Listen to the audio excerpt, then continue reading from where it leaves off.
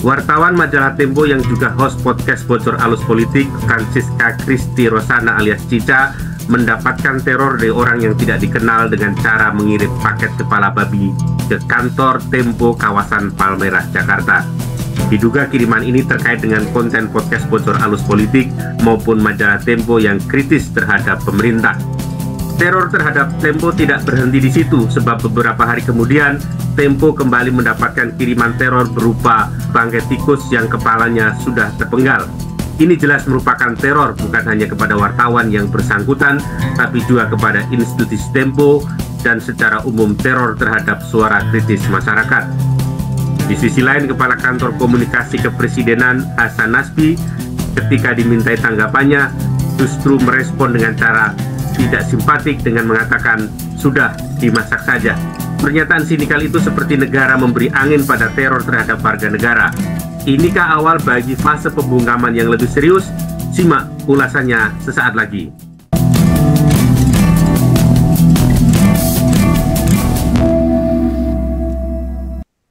Halo semua, selamat datang di channel Politika 19.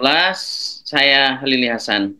Pada kesempatan kali ini kita akan mengulas mengenai teror terhadap Tempo yang sebenarnya secara umum itu adalah teror terhadap kebebasan pers, teror terhadap kemerdekaan untuk berpendapat, teror terhadap kebebasan sipil kita secara umum, dan itu mengekspresikan ketertutupan rezim, dan itu tentu saja kita mesti persoalkan dari sisi demokrasi, karena demokrasi itu selalu berbicara mengenai akuntabilitas, partisipasi, dan transparansi.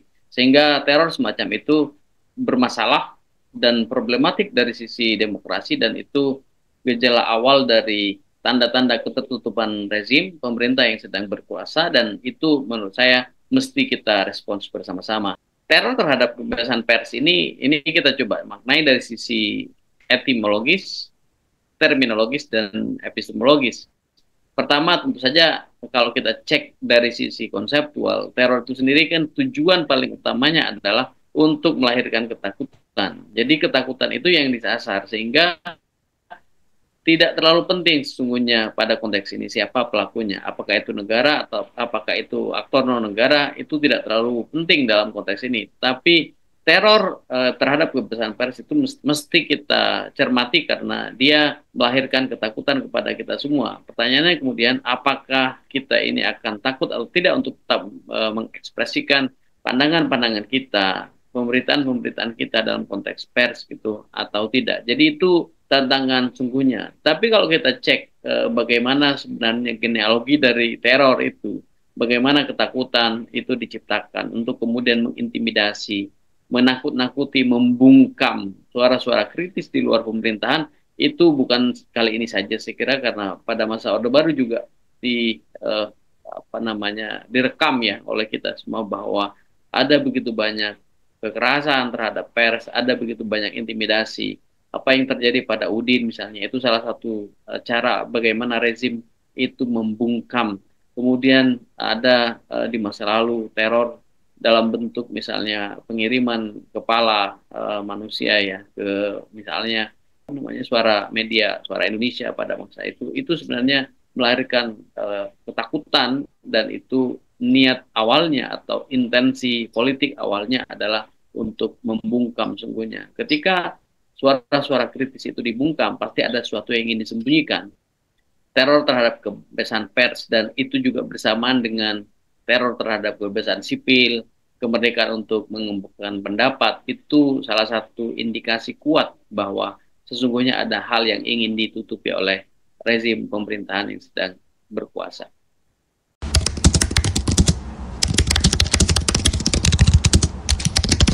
Nah, teman-teman sekalian, yang menarik adalah mengapa yang ditarget dalam konteks pengiriman atau teror kepala babi dan teror bangkai tikus itu adalah Tempo. Kenapa Tempo dan tidak media yang lain?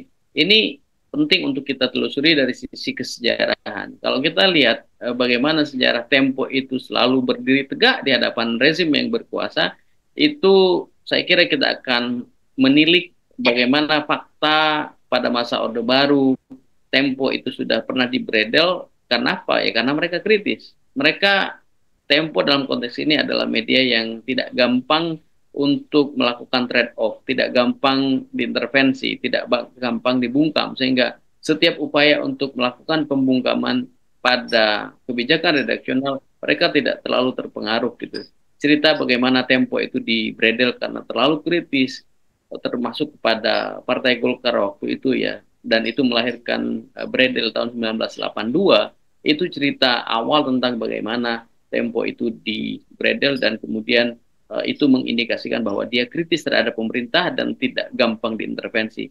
Pada tahun yang lain berikutnya, tahun 90-an awal, tepatnya tahun 1994, Tempo itu juga di Bredel bersamaan dengan Detik dan editor waktu itu.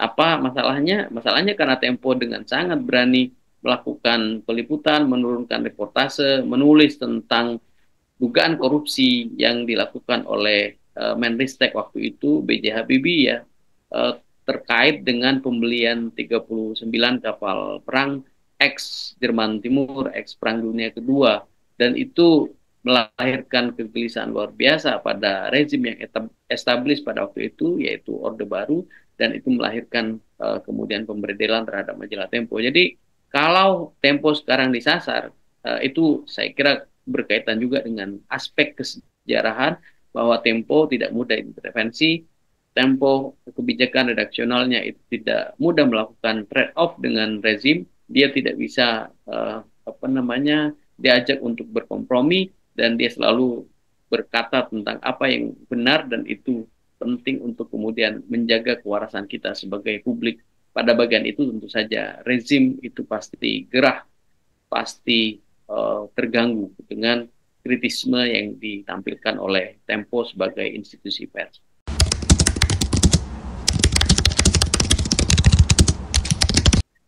Bagian yang paling menarik teman-teman semua dalam konteks teror terhadap Tempo ini bagaimana pemerintah memberikan respons. Respons yang diberikan oleh Hasan Nasbi, Kepala Kantor Komunikasi Presiden, PCO, Presidential Communication Office, itu kan menyatakan, udah dimasak aja. Itu sesuatu yang menurut saya mesti direspons dengan sangat serius, karena itu merupakan bentuk dari pemberian angin ya. Dia memberikan angin secara terbuka terhadap upaya untuk melakukan intimidasi. Kalau kita cek sejarahnya, di masa lalu ketika ada intervensi terhadap pers, ya, itu tentu dilakukan dengan memperkuat atau membentuk regulasi terlebih dahulu. Kita cek misalnya Undang-Undang Nomor 11 Tahun 1966, itu kan merupakan salah satu alat untuk melegitimasi begitu banyak pemberedelan yang terjadi pada masa itu.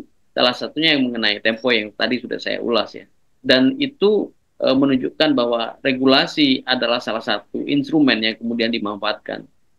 Pada kesempatan kedua, kalau kita kaitkan dengan apa yang ditampilkan oleh Orde Baru ya pada masa itu, ada Undang-Undang Nomor 21 1982 masih tentang hal yang sama yang mengenai pers, dan itu dijadikan sebagai alat legitimasi untuk kemudian melakukan pemberedelan atas Tempo dan kawan-kawan pada masa itu. Artinya regulasi dibuat, kemudian pemberedelan dilakukan. Dan yang berkaitan dengan kasus Tempo hari ini, itu cenderung berbahaya karena secara terbuka pemerintah kemudian memberikan legitimasi bagi upaya untuk memberikan teror, melakukan teror itu, intimidasi dan seterusnya kepada siapapun yang melakukan itu, entah itu aktor negara ataupun aktor non-negara, tanpa regulasi yang jelas. Itu problematik saya kira.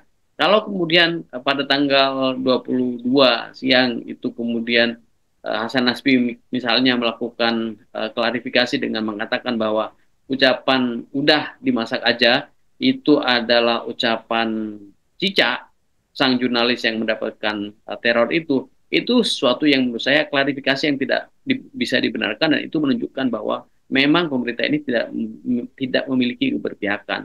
Kalau itu dilakukan atau diucapkan oleh korban, itu sesuatu yang biasa. Korban itu mesti melakukan upaya untuk menghindari trauma psikologis. Hal-hal yang sifatnya traumatik itu bisa dilakukan dengan cara memberikan ekspresi yang tidak menunjukkan ketakutan atas teror itu. Tapi itu dilakukan oleh korban, dalam konteks ini Cica, dan itu sesuatu yang dibenarkan dan itu masuk akal karena itu merupakan respons psikologis untuk mengurangi dampak traumatik dari teror yang terjadi itu. Tetapi kalau itu dilakukan atau diucapkan oleh kantor komunikasi presiden, itu suatu yang problematik karena sebenarnya hal pertama yang mesti dilakukan oleh presiden, oleh pemerintah, oleh negara, kalau mereka memang punya keberpihakan dalam konteks ini, itu adalah memastikan bahwa kasus serupa tidak terjadi. Dengan cara apa? Dengan cara memerintahkan aparatur terkait untuk melakukan pemeriksaan, penyidikan, penyelidikan yang proper, yang dibutuhkan untuk mengatasi teror semacam itu dan memastikan kejadian seperti itu tidak terulang. Dan kalau kita lihat praktiknya beberapa waktu belakangan ini tampaknya semakin sebangun saja satu indikasi dengan indikasi yang lain bahwa kita berada dalam situasi yang sebenarnya gelap dari sisi kebebasan sipil, dari sisi kemerdekaan berpendapat, dari sisi kebebasan pers. Baik, teman-teman sekalian, para pemirsa Politika 19, sampai di sini ulasan kita mengenai teror terhadap kebebasan pers, dalam konteks ini teror terhadap majalah Tempo yang kita saksikan beberapa hari belakangan ini dan mendapatkan atensi dari semua. Oke, teman-teman semua, terima kasih atas atensinya. Sampai jumpa lagi di tema mendatang. Salam warga cerdas.